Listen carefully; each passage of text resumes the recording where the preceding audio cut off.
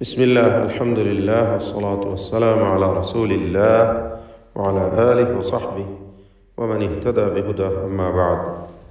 സൂറത്ത് ത്വാഹ 128 മുതൽ 130 വരെയുള്ള ആയത്തുകൾ പാരായണം ചെയ്യുമ്പോൾ ശ്രദ്ധിക്കേണ്ട നിയമങ്ങൾ സൂചിപ്പിക്കാം. അഫലം യഹ്ദി ലഹും കം അഹ്ലക്നാ. ഇതിൽ വന്ന എല്ലാ ഹർഫുകളും ഇസ്തിഫാലിൻ്റേതാണ് എന്നത് പ്രത്യേകം ശ്രദ്ധേയമാണ്. ഒന്നിനും തഫ്ഖീം നൽകപ്പെടുകയില്ല, എല്ലാം തർക്കീഖ് ചെയ്ത് നേർപ്പിച്ച് ഉച്ചരിക്കപ്പെടുന്നവയാണ്. അഫലം യഹ്ദി ലഹും കം അഹ്ലക്നാ. ഇവിടെ ആവർത്തിച്ച് വരുന്ന സാക്കിന് താമീം.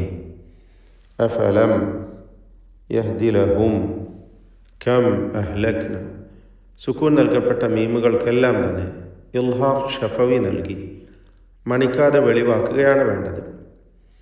ശ്രദ്ധിക്കേണ്ട ഹംസിൻ്റെ അക്ഷരങ്ങൾ കം അഹ്ലക്നാ, ഹ, ഖാഫ്, ഫ, ഇതൊക്കെ ഹംസ് എന്ന സിഫത്ത് നൽകപ്പെടുന്ന ഹർഫുകളാണ്.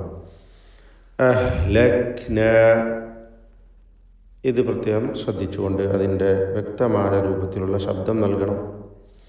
അഫലം യഹ്ദി ലഹും കം അഹ്ലക്നാ കം അഹ്ലക്നാ ഖബ്ലഹും മിനൽ ഖുറൂൻ. ഖബ്ലഹും ഇവിടെയാണ് ഖാഫിന് തഫ്ഖീം ചെയ്ത് ഉച്ചരിക്കേണ്ട ആദ്യത്തെ അക്ഷരം ഈ വചനത്തിലേത്. ഖാഫ് ഇസ്തിഅലാൻ്റെ 7 അക്ഷരങ്ങളിൽ പെട്ടതാണ്. തടിപ്പിച്ച് സ്വരഭാരത്തോടെ ഖാഫിനെ ഉച്ചരിക്കണം. ഖബ്ലഹും ബാഇൻ്റെ സുകൂൻ ഖൽഖല സുഗ്റ നൽകി ശബ്ദം ഹറക്കത്ത് പോലെ ചലിപ്പിച്ച് ഉച്ചരിക്കുക. പദത്തിൻ്റെ അന്ത്യത്തിൽ വന്ന സാക്കിനത്ത മീമിന് ശേഷമുള്ള മീമിൽ പൂർണ്ണമായും ലയിപ്പിച്ച് മണിച്ചുകൊണ്ട് ഉച്ചരിക്കുക. ഇദ്ഗാം ഷഫവി അല്ലെങ്കിൽ ഇദ്ഗാം മുതമാസിലൈനി സഗീർ എന്നൊക്കെ പേര് നൽകാവുന്ന മണിക്കൽ, ലയിപ്പിച്ച് മണിക്കൽ നൽകി. ഖബ്ലഹും മിനൽ ഖുറൂൻ.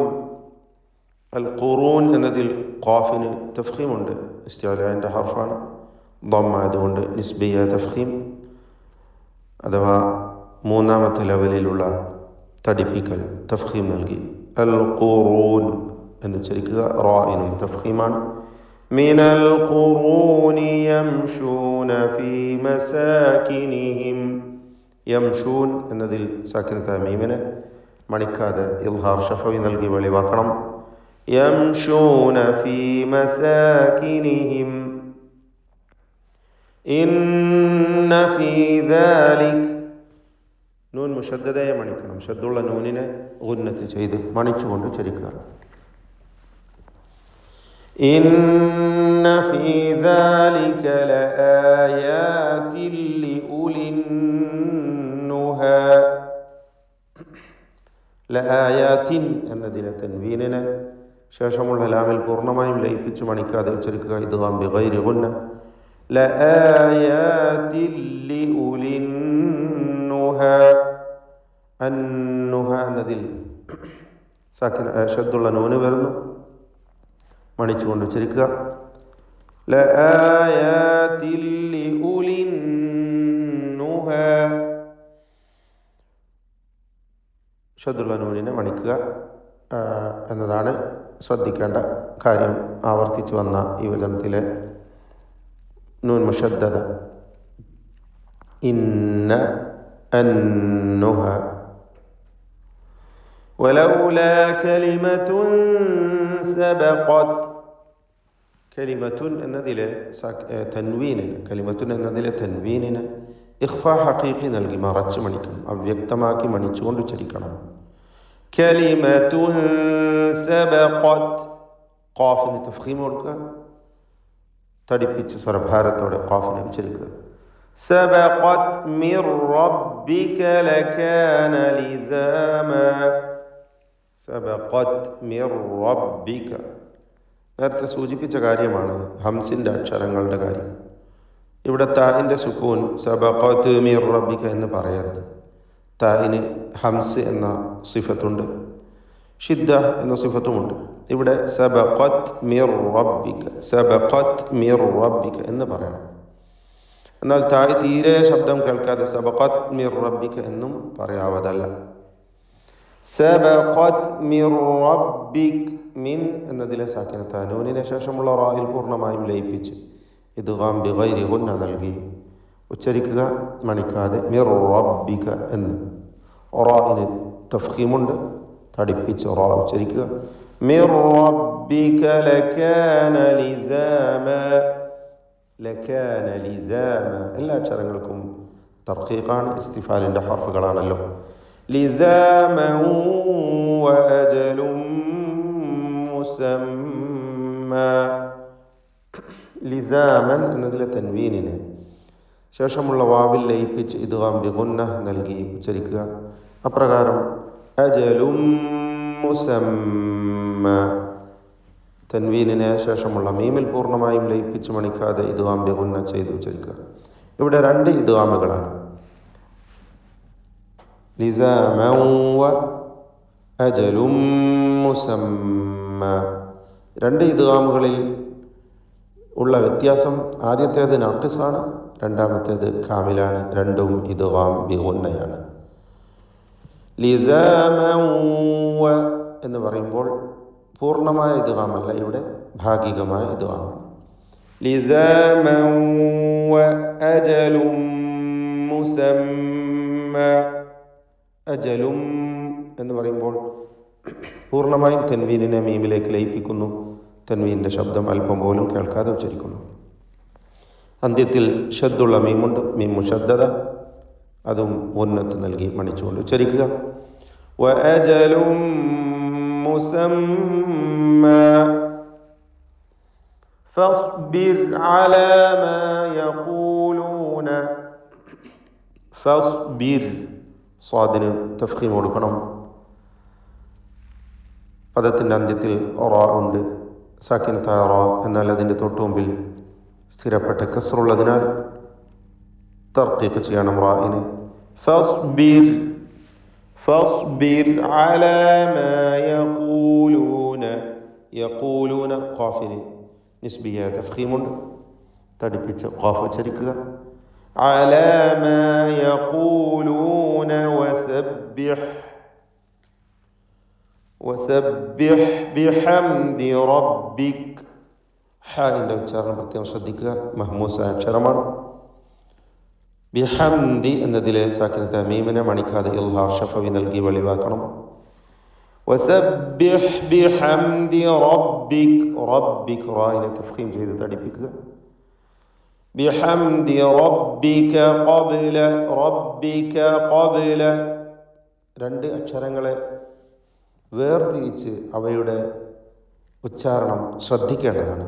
ആദ്യത്തേത് റബ്ബിക, ക എന്ന കാഫ്, ശേഷം ഖാഫ്, റബ്ബിക ഖബ്ല, ഖാ. ഖാഫ് നാവിൻ്റെ അങ്ങേയറ്റമാണ്, അഖ്സൽ ലിസാനാണ്, അത് തഫ്ഖീം ചെയ്യേണ്ട അക്ഷരമാണ്, ഇസ്തിഅലാഇൻ്റെ അക്ഷരങ്ങളിൽ പെട്ടതാണ്. ഖാഫിന് ഷിദ്ദത്തുണ്ട്, കാഫിനും ഷിദ്ദത്തുണ്ട്. പക്ഷേ കാഫ് ഇസ്തിഫാലിൻ്റെ തർക്കീഖ് ചെയ്യേണ്ട അക്ഷരമാണെങ്കിൽ ഖാഫ് ഇസ്തിഅലാഇൻ്റെ തഫ്ഖീം ചെയ്യേണ്ട ഹർഫാണ്. റബ്ബിക ഖ, റബ്ബിക ഖബ്ല, ഖബ്ല എന്നതിലെ ബാഇൻ്റെ സുക്കൂൻ ഖൽഖല സുഗ്റ നൽകി ശബ്ദം ഹറക്കത്ത് പോലെ വ്യക്തമാക്കുക. ബിഹംദി റബ്ബിക, ബിഹംദി റബ്ബിക ഖബ്ല തുലൂഇശ് ശംസ്, ഖാഇന് തഫ്ഖീം കൊടുക്കുക. മൂന്നാമത്തെ ലെവലിലുള്ള നിസ്ബിയ തഫ്ഖീം ضمമായതുകൊണ്ട് ഖബ്ല തുലൂഇശ് ശംസ്, അശ്ശംസ് എന്ന പദത്തിൽ സാക്കിനത്തായ മീമിനെ ഇൽഹാർ ഷഫവി നൽകി മണിക്കാതെ വെളിവാക്കണം. വഖബ്ല ഗുറൂബിഹ, വീണ്ടും ഖബ്ല എന്ന പദം ആവർത്തിക്കുന്നു. ഖാഫിന് തഫ്ഖീം, ബാഇന് ഖൽഖല സുഗ്റ. ഗുറൂബിഹ, ഗൈനിന് തഫ്ഖീം കൊടുക്കുക, ضمان നിസ്ബിയ തഫ്ഖീം, റാഇനും തഫ്ഖീം. وقبل غروبها ومن آناء الليل, ഇതിൽ മിൻ എന്നതിലെ സാക്കിനത്തായ നൂനിനെ ഇൽഹാർ ഹൽഖി നൽകി മണിക്കാതെ വെളിവാക്കണം. ആനാ ഈ പദത്തിലുള്ള ദീർഘം മദ് മുത്തസിൽ വാജിബാണ്. അലിഫിനെ നിർബന്ധമായും 4-5 ഹറക്കത്തിൻ്റെ അളവിൽ ദീർഘിപ്പിക്കണം. ومن آناء الليل فسبح മേലെ വസബ്ബിഹ് ബിഹംദി റബ്ബിക നാം പറഞ്ഞു കഴിഞ്ഞു. ഇവിടെയും സബ്ബിഹ് എന്ന പദം ആവർത്തിക്കുന്നു. ഫസബ്ബിഹ് വഅത്റാഫൻ നഹാർ. അത്റാഫ ത്വാഇന് ഖൽഖലയുണ്ട്, തഫ്ഖീമുണ്ട്. ഇവയെല്ലാം സംഗമിച്ച ഒരക്ഷരമാണ്. അഖ്വൽ ഹുറൂഫ് എന്നറിയപ്പെടുന്ന അക്ഷരം കൂടിയാണ് ത്വാ. ശിദ്ദത്തിൻ്റെ പല സിഫത്തുകൾ, ഖുവ്വത്തിൻ്റെ പല സിഫത്തുകളും അതിലുണ്ട്.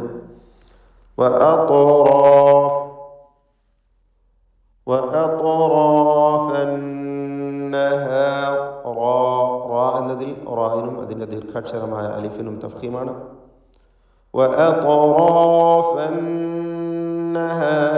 നൂൻ മുഷദ്ദദയെ മണിക്കണം. അന്നഹാർ ലഅല്ലക തർദാ.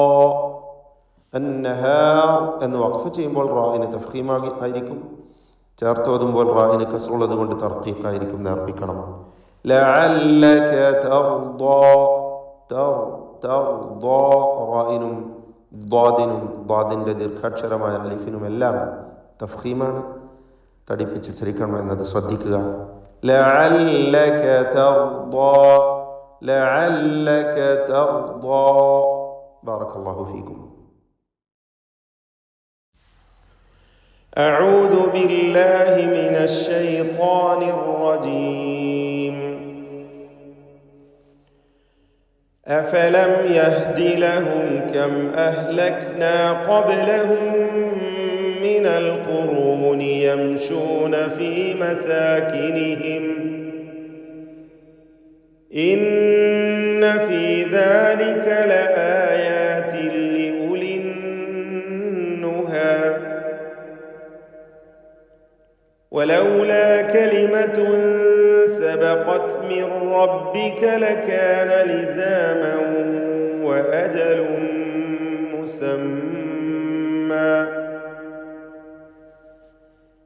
فاصبر على ما يقولون وسبح بحمد ربك قبل طلوع الشمس وقبل غروبها ومن آناء الليل فسبح وأطراف النهار لعلك ترضى